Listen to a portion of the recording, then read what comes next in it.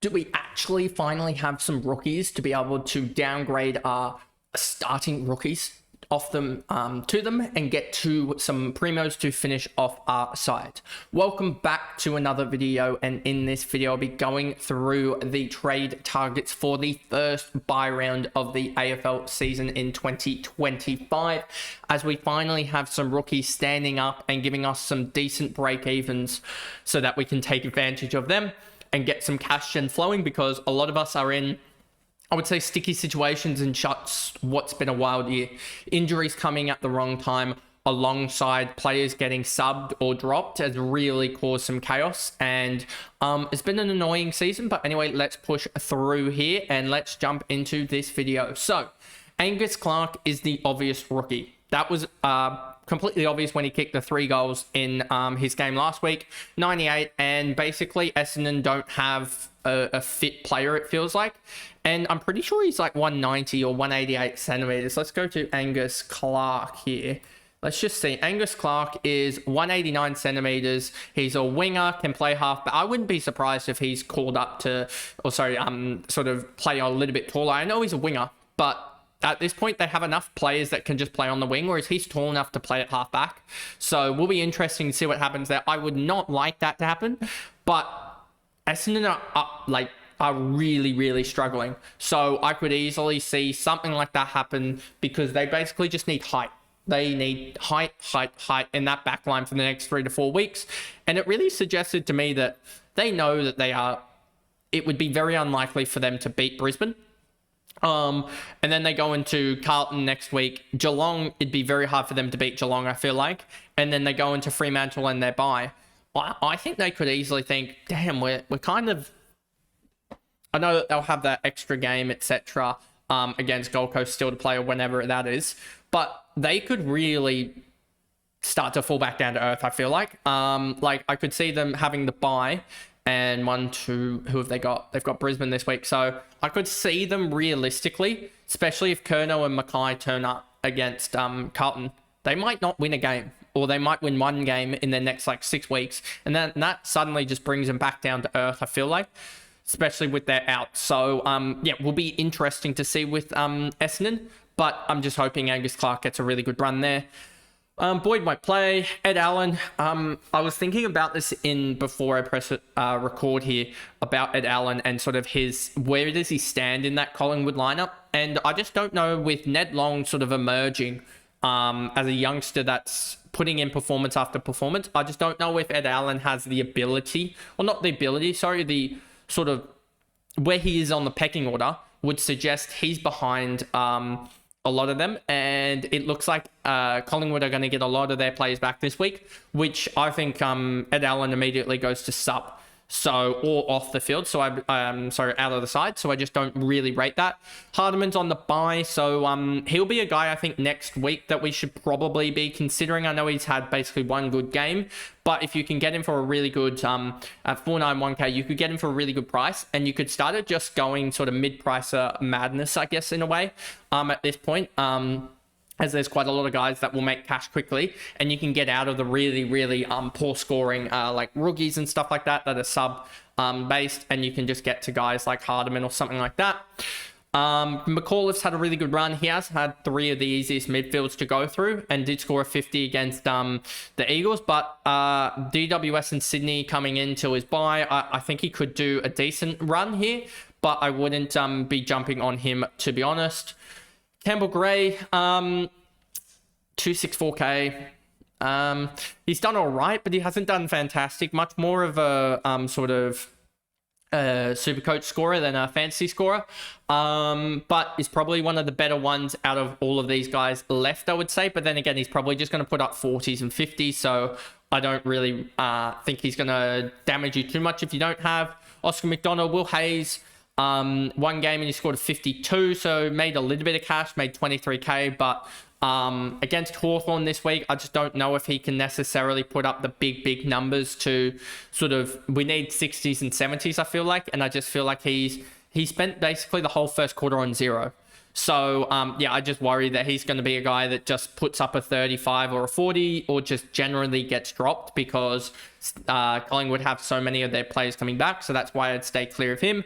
Caleb Smith is a guy that I've definitely sort of looked at and just looked at his underlying numbers. And I don't know if I necessarily like them too much. So I know that he had Jaden Short, I think, in the side on this game, but I just don't know if he can really put up a damaging set of numbers just yet.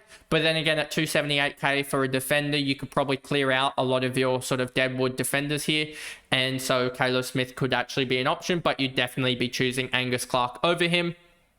Hayes has done his ACL a little while ago, and then you got Sam Berry here, also 464k, put up a 1-2-3, has basically been sub the whole of this season.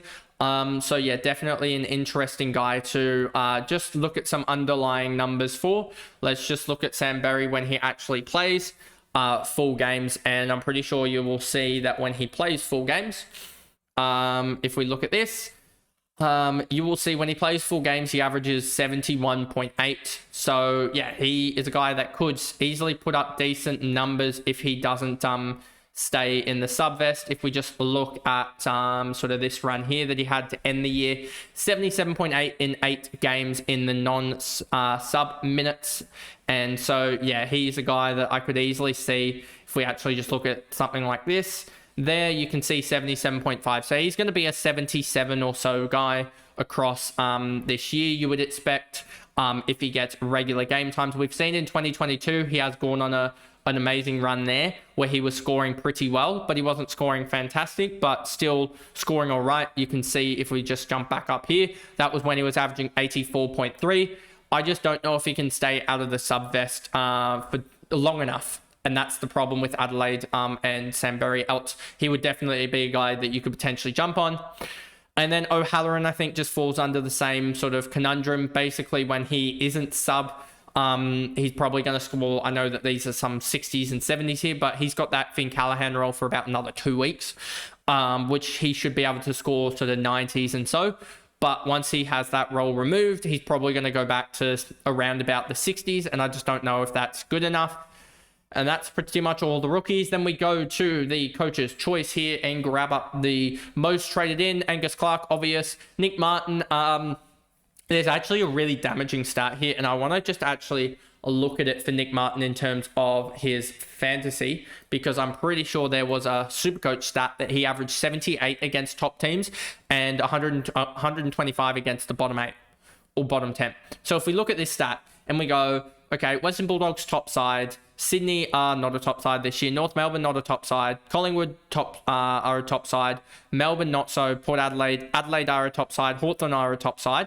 So if we look at this, he's averaged 88.4 in the 4 games against top of the sides, and there's the 78.3 statistic. If we look at bottom sides, here we go, and oopsie, I don't want that. I don't want the game stats either, please. If we look back and at these bottom sides, and we look back at Port Adelaide, Melbourne, West Coast, not Collingwood, these stats here, you will see against the bottom 8, 9, 10 sides, he's averaging 117.2 and the 124.5. So that's the statistic there. Can we run this back to last year as well? Not really. He actually he really didn't have this sort of split last year. Just looking at it, he actually tended to play better against the sort of top sides. It looks like, I can see it both ways actually, looking at it just here off the top of my head, and thinking about who were the top sides at the time. He played relatively evenly against them last year. So that is a real conundrum, because if we look at fantasy and we look at Nick Martin, Brisbane top side, Carlton not so, Geelong top side, Fremantle in and amongst it, could be interesting in the next couple of weeks. Then the bye, Gold Coast top side, Richmond not so, GWS top side, Western Bulldogs top side, Sydney not so, Geelong yes, St Kilda no, and Carlton no. Outside of that, he's got 4-5 games against bottom sides in, say, Carlton, St Kilda, Sydney, Richmond, and then you'd argue Fremantle and also Carlton again. But then again, I'd say he's probably going to fail in one of those, two of those matches. So I just don't know if he's going to actually be that good in the long run, to be honest with you. I know that he's just come off a 166 and could easily prove that wrong. But yeah, he just doesn't score well against top sides. And that is, that's what's basically happened. So yeah, that's interesting. Zach Merritt, I understand people trading him in this week, 105 break even. I went early on him last week. He only lost 1,000 and has now got a reasonable break even. Comes up against Brisbane, which if we look at the opposition stats, he averages 106 against them. So he looks like he's coming into a decent run where he's got Brisbane and then Carlton. If we look at Carlton, he averages 91 against them. But yeah, I think that Zach Merritt is definitely a guy that you can look to target a little bit. So if we look at the games against Carlton, and the reason why he hasn't actually done too well against Carlton, a 100, 103, and then a 115 is his top score. He's had a couple of just absolute stinkers against them.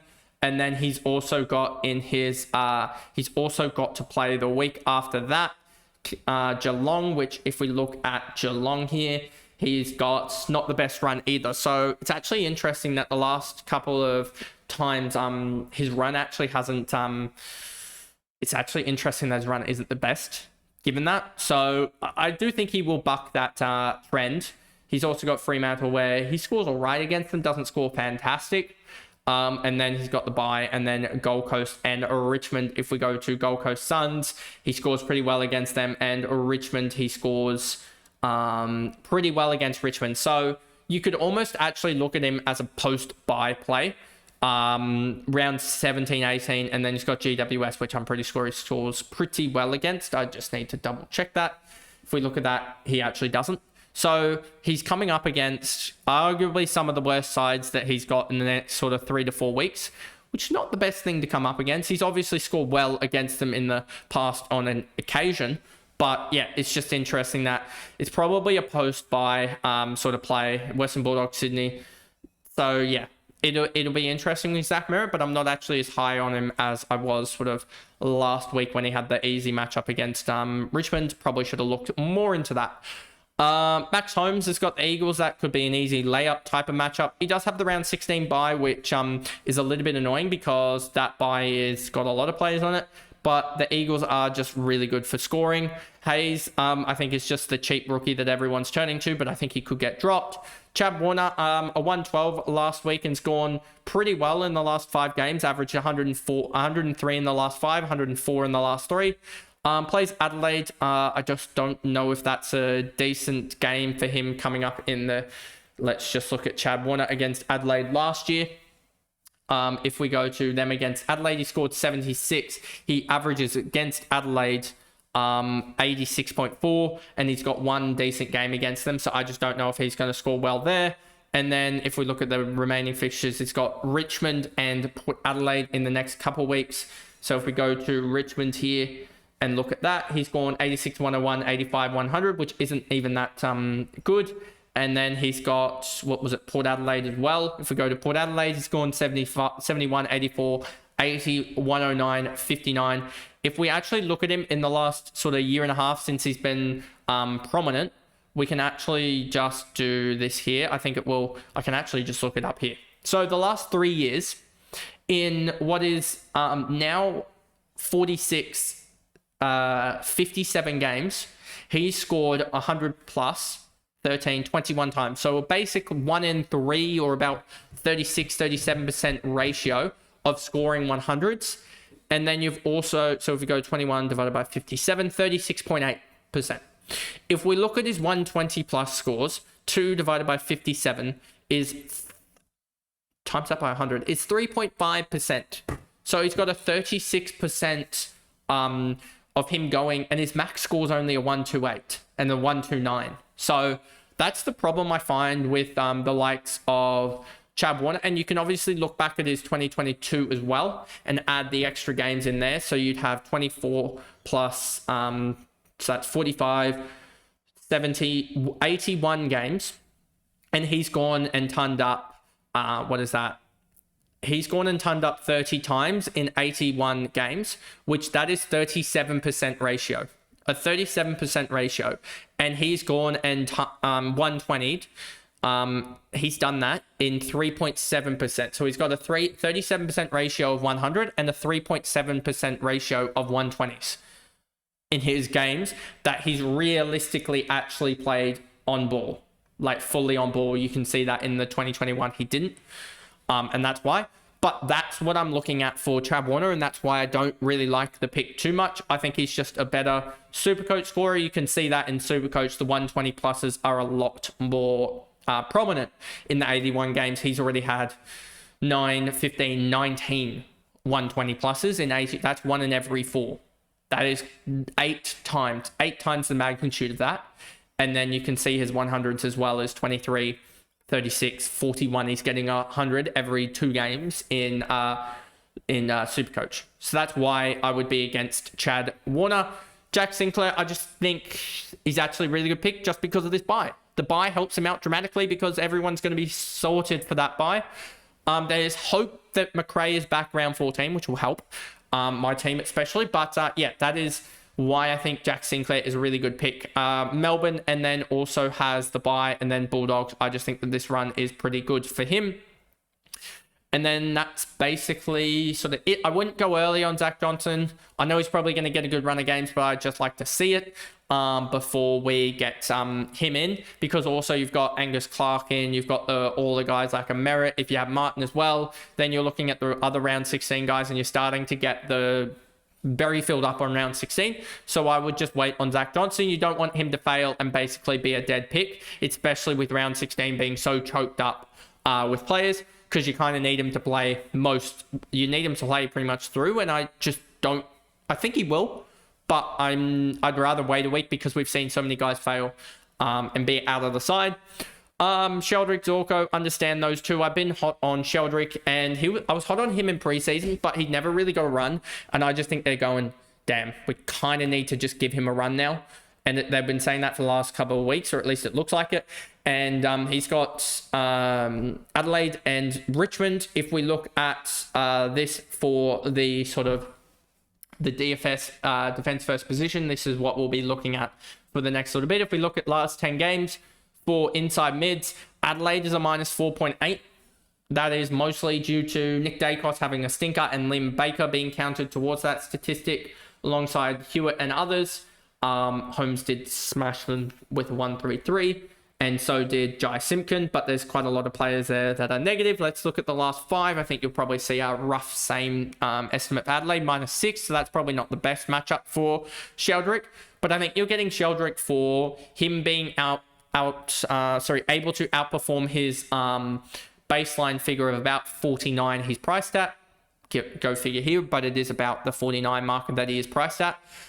So, especially the last 3 weeks, 2 weeks, we've seen 86, 83, 86. I think he could do that for the next 2-3 weeks. And suddenly you're looking at a guy with Richmond. They're a plus 1.59. Do they have any? Is that in the last 10 or last 5? That's in the last 5. They're a plus 1.59. And that's with Luke Parker 36 in there. I think that's a sort of irregularity, I would say. There's quite a lot of sort of irregular scores, I would say, comparative. So, and they gave up this to the Essendon midfield last week. So I know that they had no Nankervis, which probably did damage that. But yeah, I just think that they're probably going to be a +3 or +4 when they get to that matchup next week. So yeah, I think that Sheldrick is a decent pick just to go priced at 50. He's going to go at sort of 85, 90 with the potential of a big breakout game, which could happen. I think he was sort of unlucky against Melbourne that he didn't go and score sort of a 95 or 100, which if he scores a 95 or 100, you're suddenly looking at a guy, he's got 11 break even. He'll go up 65, 70k with a 100 or so. And that would be massive across 2 weeks to get him into the sort of the 650k range or so, potentially. That would be huge. And that's sort of what I'm looking at with Sheldrick here. If we just go here and look at the fantasy price projector, I know he's got the buy in round 14, so we'll factor that in for it, as well as the buy in round 14 is very, very open. Let's just put that out there. There's not many primos, especially in the midfield, other than Nick Dacos, that I'm really looking at, or I have already. So if we go and say wildly, he's going to average 100, which isn't the case. I will adjust it. He goes up to 722. That will be round 12, round 13, round 15. By the end of round 15, heading into the last bye round in round 16, he would be 722k if he went 100, 100, 100. Those three matchups in question, Adelaide, Richmond, Port Adelaide, if we adjust this to say an 80, and we adjust this to say a 90, that drops down to 685. I think that is semi-realistic for Angus Sheldrick to do that. And there's also this just random potential. He goes something dumb like this. Something dumb like that, and he gets up to 710k. So I think if Sheldrick can stay out of the vest for 3 rounds, which is semi-possible with the likes of Mills going out of the side with the suspension. Yes, they're getting Melican and McInerney back, but I think Sheldrick's role is critical to the Swans at the moment to help out Isaac Heaney. I know there's other areas that they need help in, but yeah, he shouldn't be dropped or made sub because he is sort of critical to the Swans at the moment to help them at least break even. But yeah, he's a guy that I think could easily go and score 90, 95 in a couple games here, and suddenly he's 700k, and he's an easy one up to a potentially, for those that don't have Zach Merritt, to a Zach Merritt, but other midfielders like Butters, I think is struggling has had a couple of poor games. He is 966k. If you look at that, if we just go Butters going 105, let's say he resurrects that form slightly and goes 105, you'd need 200k to get from Angus Sheldrick to Zach Butters at the same time, I think, because they both have some sort of buy in the... Zach Butters is on the buy this week, so that would be around round 15 as well. That would be at the end of round 15. One of them's 700k, one of them's 930k. You swap them, that's good. That's sort of what I'm looking at. Butters isn't even performing that well that recently, but he does have a 53 in that 8-game sample size. And then Wanganeen Malira is another guy you could look at targeting if you don't have sort of Sinclair as well as others. I would just be, looking at that. And let's just quickly, to end this off, look at the inside mids. North Melbourne, who are they playing? Let's grab up a North Melbourne player. Let's just do Sherry here just for who are they playing. They're on the bye, so can't look at them. Gold Coast Suns, they are, if we just look at Gold Coast, let's just bring up Miller or something to see who they're playing. They're playing Fremantle. So you could look at a Brayshaw potentially. If we look at Brayshaw's run here, then we see they've got one game and then the bye. But at this point, everyone's got the bye. So it doesn't really matter that you're trading into them necessarily, I would say. Especially round 13 being not the biggest bye round. Round 13 and 14, if you're trading into them, guys, I would be not too worried about it just because of the way the buys are set up. That you're going to need to get these round 12 guys like Bont, Richards, Sheasel's doing all right, but those sort of North Western Bulldogs guys that are on the bye currently, and Butters as well, and maybe some Port guys in round 13 and 14, and that's when you can offload those round 16 guys then, rather than getting more round 16 guys and then having to somehow offload multiple each week. So there's that one, and then that's pretty much it for the, and then you've got Essendon play. If we look at Merritt, they have the easy matchup. Well, no, they don't. Sorry. They've got the Brisbane Lions. If we look at the Lions, the biggest ones I would say is Dunkley. If we look at the midfielders there, although the problem with Dunkley is this round 16 bye, it's something that I've sort of been talking about for the last couple of weeks, and I think it's still critical that we mention it. Round 16 bye has so many teams on it if that are relevant. If we just look at the AFL and then just look at the fixtures and then look at round 16, you'll see here Brisbane, Geelong, Essendon, Giants. So you've got Tom Green, Lachie Whitfield, Essendon, you've got Zach Merritt, you've got Nick Martin, you've got potentially Caldwell, you've also got Angus Clark and Zach Johnson, who are rookies. Geelong, you've got Max Holmes and Bazza Smith. That's another 2. And then for Brisbane, you've got Zorko, you've got Dunkley, you've got the Ashcroft brothers as well. So I've just named about 10 fantasy relevant players on round 16. If we look at round 15 as well, I think the same conundrum happens. You've got Adelaide, Jordan Dawson, And that's about it for Adelaide. Hawks, you've got basically no one because they are well-rounded. Melbourne, you've got Max Gawn, and that's about it. And then the Eagles, you've got no one. So actually round 15 isn't too bad. Let's actually just do this random check here and then just look at round 15 if we just are able to do it here. If we look at round 15 for me, Newcomb, Lindsay a rookie, Rivers will go at round 15. Petrarca as well, forgot about him, and Rankin as well. So yeah, I've just forgotten those two names as well, which puts it up to quite a few of relevant players on the bye in round 15. So anyway, now let's just go quickly to the outs. Zach Reed injured, he will go for me. Luke Trainers was playing forward last week. Yep, he can go. Semi Layla, he can go as well. He is injured 4 to 6 weeks. Caleb Daniel, I don't know why people are necessarily he's on the bye, but he's going to become critical in round 15 and 16. If you can cop it this week, Caleb Daniel being out, hold him, because he's going to be, I think, critical, as well as with the way that they're messing it around. I could see him still he's averaging 87.8. Like, he's still just going to be in and around that 90-95 marker. And I don't think you're gaining much from actually trading him out comparative to others. I think there's other players that you can get more than just a plus sort of 5 or 10 that you might be getting for forwards.